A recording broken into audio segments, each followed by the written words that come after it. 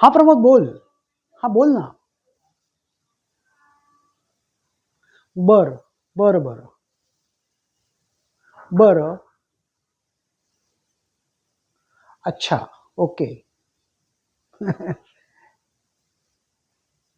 ठीक आहे. ठीक आहे.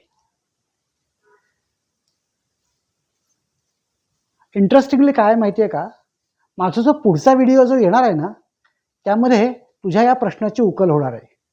माझा पुढचा व्हिडिओ याच विषयावरती आहे. फक्त थोडेसे 2-3 दिवस थांब. आजपासून बरोबर चौथ्या दिवशी म्हणजे 21 तारखेला माझा हा व्हिडिओ येईल. त्यामध्ये तुझ्या प्रश्नाचं तुला उत्तर मिळेल. 4 दिवस आहेत ना तुझ्या हातामध्ये? ठीक आहे. ठीक आहे. आणि काय माहिती आहे का, माझं जरा शूटिंगमध्ये थोडासा बिझी आहे मी. मी तुला फोन करू का थोड्या वेळाने?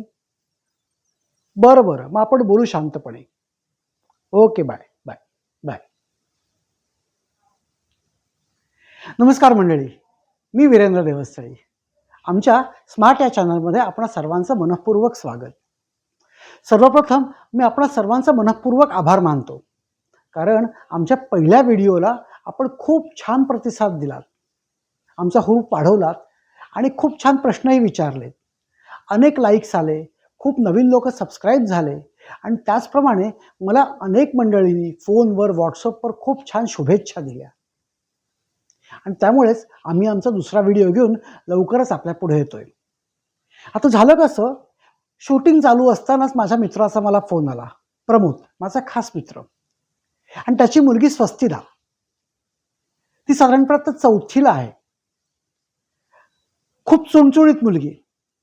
गाण्याच्या क्लासला जाते, अतिशय सुंदर डान्स करते, कराटेला जाते, खूप ॲक्टिव्हिटीजमध्ये पुढे आहे. आणि शाळेत काहीही झालं की मी करू का, मला करायला आवडेल, प्रत्येक गोष्टीत ती पुढे असते.